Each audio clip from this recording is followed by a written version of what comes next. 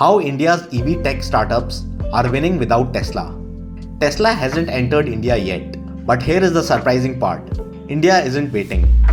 From electric two-wheelers to battery tech, Indian EV startups are quietly building their own ecosystem. And in some ways, it's better suited for us than Tesla ever could be.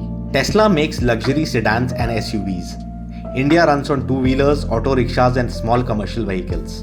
The average Indian consumer isn't buying a Rs 50 lakh car. They're looking for value, durability and low running costs. That's where Indian startups are stepping in to solve Indian problems with Indian innovation. Startups like Ola Electric, Ather Energy, Yulu and Euler Motors are reimagining mobility. Ola is building a massive EV scooter factory, the world's largest in Tamil Nadu. Ather is focusing on performance scooters with in-house charging infrastructure. Yulu is solving last-mile delivery with smart electric bikes for urban logistics. Euler is making three-wheeler EVs for delivery fleets like Big Basket and Flipkart. These aren't copycats. They are solving for local roads, local costs and real Indian needs. India's EV startups are also innovating in battery tech and charging.